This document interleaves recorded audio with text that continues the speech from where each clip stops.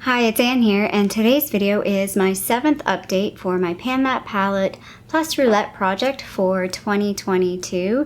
So how I'm doing this video is I have a palette, a eyeshadow palette, and a face palette that I am working on for the whole year, trying to pan the eyeshadows. And then I'm also doing a roulette, so I'm picking a set of palettes each month to play with for that month, and it is straight up, I'm saying straight up, it's not 100% straight up. Well, it was 100% straight up roulette. I was just randomly picking, but I have over the past couple of months been manually selecting like a single palette because I've been buying stuff, so I want to use the palettes that I'm buying, and then the rest are roulette. And I'm trying to keep the roulette within about 50 individual eyeshadows, so that the number of palettes I pick should total around 50 eyeshadows, and that's so I can get through all of my eyeshadow palettes through the year, which it's gonna be tight. It's gonna be interesting by the last month, but we're gonna get there. But anyway, that's in the future. We're in the now. Let's talk about the palettes that I'm working on panning. So this is the palette I'm working on, the Too Faced Chocolate Bar palette, and no new pan. The pans that I have are getting bigger. So I definitely think the pans are getting bigger, particularly this one, Marzipan. I have been using this one. I think I might repress that one. I mean, this one you can actually see now. I think the last update where I said I hit pan, you could barely see it, but now you can definitely see there is a pan in there. I have been working on salted caramel, and I've actually been working on creme brulee as well, but like, I don't even know if I'll hit pan on salted caramel. Like, it's gonna be a tough go. So that's why I've been kind of working on creme brulee, because I feel like the shimmers are a little easier to hit pan on, and I say easier, it's not really easy. And I think I can hit pan on creme brulee. The other one that I think I can eventually hit pan on is this one. I sort of work in the same side on champagne truffle. But yeah, I mostly focus sort of like on this half of the palette. I haven't been really using the other half. I've definitely been like flip-flopping about what do I do with this palette. I was saying I was going to declutter it. I'm definitely now for sure leaning to like depotting some of these, because I do like some of these on this side and I am using them, and I would like to maybe keep some of them. So, but yeah, I think I'm gonna repress this one.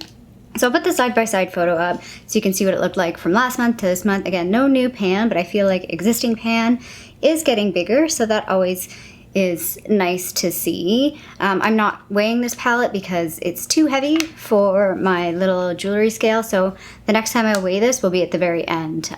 So like in November, December time frame, I'm gonna weigh this one. So shortly I'll talk about the palettes that I used in July, and there was kind of a lot going on, so I felt like I really neglected this palette in terms of use. So I took it home with me the one time that I went home, and that was like the only palette that I used when I was at home. So that's really where I got the use, and it was kind of like all at once, and then that was it. So the numbers. So in July I used Gilded Ganache 0 times. I used white chocolate 12 times, salted caramel 11 times, marzipan 7, semi-sweet 7, hazelnut 3 times, creme brulee 7 times, hot chocolate once, milk chocolate 0, black forest truffle 0, triple fudge I used once, strawberry bonbon I used once, candied violet I used 0 times, amaretto I used once, cherry cordial I used 0 times, and champagne truffle I used 3 times. So in total, where we're at so far, and again, this isn't from the very beginning of the year because I didn't start tracking until about 3 or 4 months ago.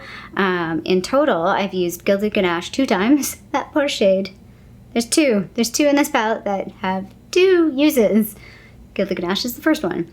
White chocolate 90 times, salted caramel 25 times, marzipan 32 times, semi-sweet 27 times, hazelnut 37 times, creme brulee 16 times, hot chocolate 4 times, milk chocolate 17 times, black forest truffle 3 times, triple fudge 12 times, strawberry bonbon 12 times, candied violet 4 times, amaretto 4 times, cherry cordial 2 times, and then champagne truffle 31 times.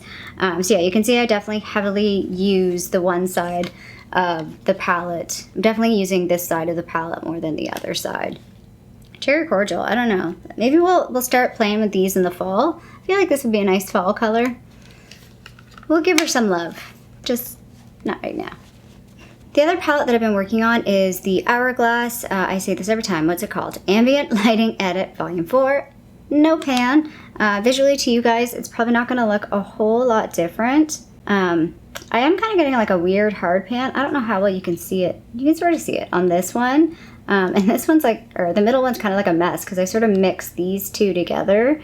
I have been using all of the shades. I did take this palette with me while I was like bopping between the city and my family home. And I've even been using this blush now, finally. Finally, it's the right season, it's the right time. My mind is there. I've been using this blush, but it's still really, really slow going. I like it. I'm not too sad that it's slow going because it's such an expensive palette. I think I would have been more sad if I flew through it. But yeah, it's going. I'll eventually hit pan at some point. I am weighing this palette though. I'll throw up the side by side so you can see again. It's not gonna look any different because there's really no pan that's happening. And I mean, the visual difference that I see is sort of like on the angles, and I can see like because the way these powders are, there's sort of like air bubbles in them. So every once in a while it exposes like a different layer of little air bubblies. So that's all that kind of looks different. So from a weight perspective, last month, this palette was 136.3 grams. It's now 136.14 grams. So that's a difference of 0.16 grams. Okay, as I said, there was a lot going on in July for what I was using with the different palettes. So I'm just going to talk about what I was using in July outside of my Pan That palette. This is in no particular order. The first one is the Sugar Pill Little Twin Stars. This is an unexpected little palette that I really like. I mean, it's nothing extraordinary. It's just super cute. It's super easy to use. It's super fun. I used this shade in one of my videos, and the only shade I think I didn't use is this one. Again, I kind of just forgot about it. I really like this shade. It is a bit of an interesting, it's kind of like a blue, silvery blue color, but it blends really nice with other colors. It kind of gives you an interesting look, and I'm proud of myself because I did use this color. I'm not really into the goldy colors, but I did use it. But yeah, cute little palette, nice to have. I would never have bought it on my own, and to be honest, I wouldn't go out and buy it now, to be honest, but it's cute. I like it.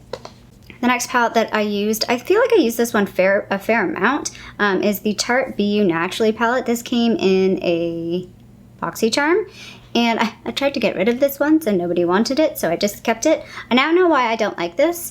It looks more neutral, like it looks fairly neutral, maybe a little warm leaning, but on me, I feel like everything comes out warm toned. Everything comes out looking exactly the same. It doesn't matter what shadow, like if I use this shadow, which looks a little more neutral, or this one that looks a little more golden, it all comes out the same. I don't know what to do about this palette. It feels wasteful to get rid of it, and it's pretty old now. I've had it since 2019, June 2019. Yeah, I don't know what to do with this. I've been considering maybe keeping it for a panning, because I can pan a few shades in this, like, and I might do that. I might just pan a couple shades in this and then let it go. Because, yeah, I can't use this as a full panning palette. I just find all of the looks are too warm. And I guess it's different than having something like this, which I'll talk about in a second, that I know is a warm palette, that I know the looks will come out warm. And actually, this had more neutral in it, to me, than this one. Whereas this one, like, I look at it and I think I'm gonna get a neutral look, and I just get a warm look every time. And I'm like, why? Why do you do that? Yeah, it's just kind of annoying. The shadows are fine. They blend fairly easy. It's very much a natural. I mean, the natural is in the name. It is kind of like an everyday palette that you don't have to think about. You're not going to get anything too out of the ordinary with it, but I don't know. I just don't love it. I love the packaging, though. I mean, this is really cool packaging. I could always, I guess, like, break the shades, like, depot everything, just break it all out of there, and then use it as, like, a repotting palette, too, just to keep the palette. Because I do kind of want to keep the packaging. I kind of like this packaging. It's really neat. But yeah, I find it kind of disappointing, to be honest. The next palette that I used was the Tender Loving Cancer palette from Colourpop. It's this little guy right here. I only used this a couple times. I didn't use this as much as I had hoped I was going to use it. Honestly, kind of forgot about it, not gonna lie. Just overwhelmed with so many different palettes this month. I felt like there was more palettes and not enough days, to be honest. I feel like I'm saying honest a lot. I'm really honest today. I don't know what's going on. But anyway, yeah, it's fine. I like it. It doesn't have a lot of versatility. I like the colors in it. I would not get rid of this. It's great to play with. I like having something with some fun, interesting colors that's in a smaller palette that's a little bit more easy to play with. And then the other small palette that I was playing with from Colourpop is the 5 Star Island.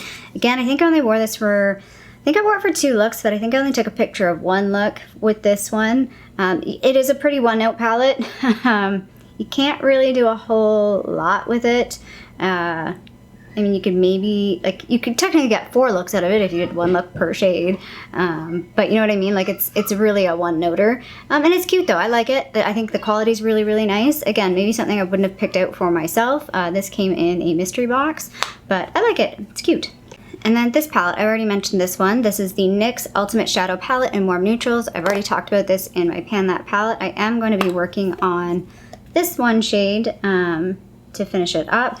But yeah, I feel like when I use this palette actually in conjunction with other palettes. I really like this shade. It's a fairly neutral, to me it's a good neutral, cool crease shade, which in my Pan That palette I don't really have a good cool toned sort of crease shade, and that's like, I don't know, there's nothing that's like this shade in there that's like that sort of light brown. There is one like milk chocolate, but it's still not quite the same. So I just like having this. I don't think I really played with any of these colors, to be honest. I really just played with like the top half of this palette. I think I used this one. I used this shade too. But I stuck mostly with just sort of the neutral half of this palette. So yeah, I've talked about, I think I will like declutter this. I will do the same thing that I'm gonna do with the Rimmel palettes. I'm gonna pick the shades that I'd like to keep and then get rid of the rest. And this one I will have to depot sort of side by side with the Rimmel Spice Edition because they are very similar. They have a lot of shades that are the same, and I just kind of want to keep the best version of that shade from the 2, if that makes sense. But yeah, I would like to try and finish out at least this one for sure. I think I want to try and finish this one too. We'll see. We'll see how things move along. Let's not get ahead of ourselves, okay? And then the last palette I was playing with is this one. This is the BH Cosmetics Lost, I think it's called Lost in Los Angeles palette. I love this. I loved playing with it. I am actually going to keep it out a little bit more for the next month. I'm going to keep this one out. I don't know if I'll get a chance to really play with it. I definitely would like to do a video with this palette. I just really enjoyed all of the looks that I created with this. I really enjoyed the quality of it. I felt like this is a palette that sort of is inspirational to me. It makes me want to get creative. It makes me want to play with color. It makes me want to do something interesting.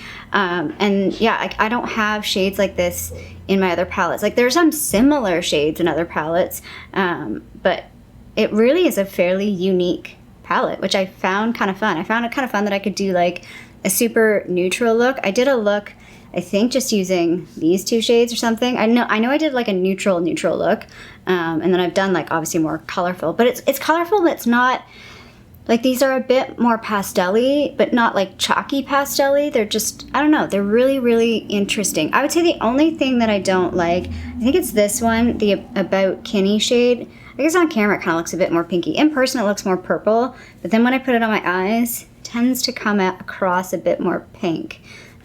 Which I kind of get into. It's looking a little washed out. If I maybe darken things up a little here. Yeah, that's probably a bit more accurate to the color. So that purple one, the About, whatever it is, About Kinney, kind of comes across pinky when I wear it. So those are the July palettes that I used. So now I am going to talk about the August palettes that I picked, well, the Roulette picked, except for, I mean, I guess I'm picking one because I am picking this one to use again or to keep using.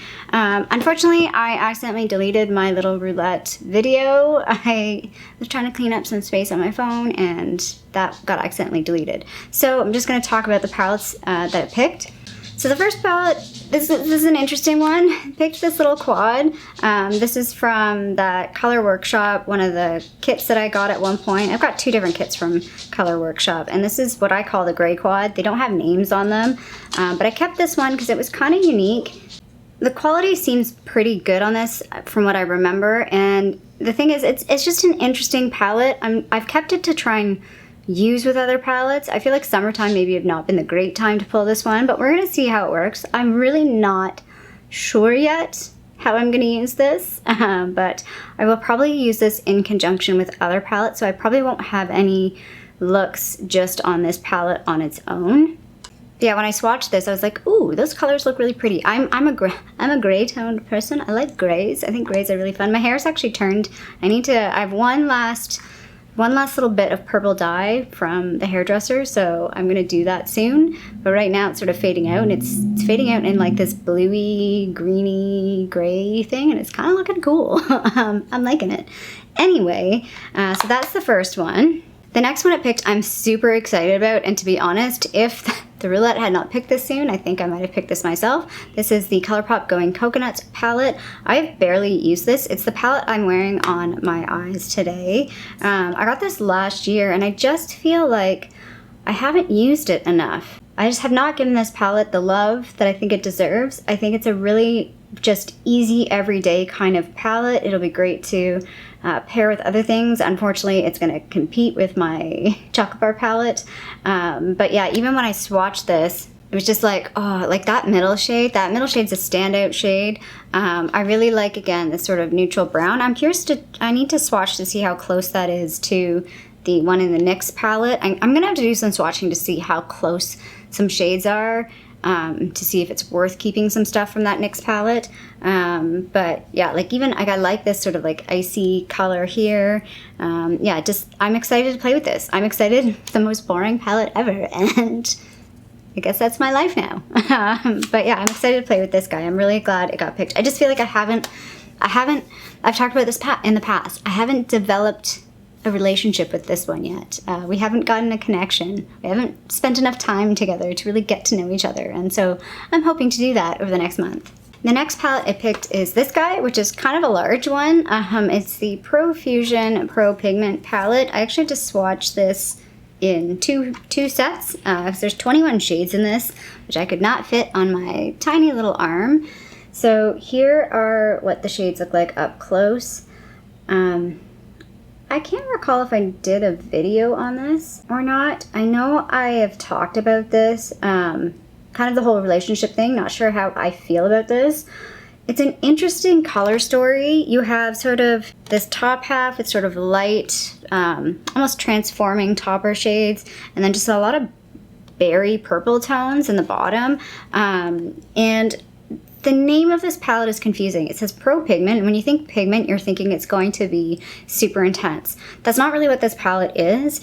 It's more like I said, there's topper shades, there's blendy shades. It's a lot of like stuff that don't really exist in my other palettes, but you need to work with it. Like it's not, like the pro is definitely in there. It's not a one and done, easy, slap something on and away you go. I am a little concerned that this is drying out. I feel like when I was swatching it, this queen shade felt super, super dry, and I don't remember it feeling quite that dry. Yeah, I feel like it's maybe drying out a little, which makes me kind of sad. I feel like the only color that doesn't really match in here, well, there's sort of two. Like the Jive, these two colors sort of not clash, but they stand out. But the Jive is not as intense as you think it is.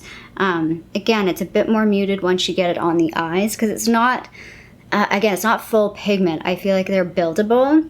And because they're not full pigment, they sort of blend a little easier. You can sort of play with it in a way that you're like, okay, I've added color, but it's not like overwhelming color. I'm excited to play with this one, but a little overwhelmed because it's such a large palette. And I feel like I could just play with this palette on its own over a month. Like, I feel like I could just use this guy and nothing else because there's a lot going on in it. And compared to last month, this is going to seem like a quiet month because there was that large palette. There's only one more palette left to play with this month. The month of August is this Truly Madly Deeply palette from Colourpop. Again, I'm excited to play with this one. I kind of wish this came up in the spring. I feel like this is a bit more of a spring-like palette for me. Also, kind of don't love that there's 3 glitters in there. I'm going to play with the glitters because whatever, life is short. Even swatching it, the arm swatches are kind of funny for this one because I tried to put gaps where the glitters were, and then I went back and just did the 3 glitters after, and I didn't make the gaps quite the right size, so the 2 of the glitters are kind of squished together. But yeah, this is a fairly large palette in terms of, like, there's 16 shades in here, but it's a it's still a pretty small palette. There we go. It's not as small as the 16 shades. Oh, I wish I had one right here. Like the Romantic Nomad palette. That's definitely a small palette with, I think, 16 shades as well.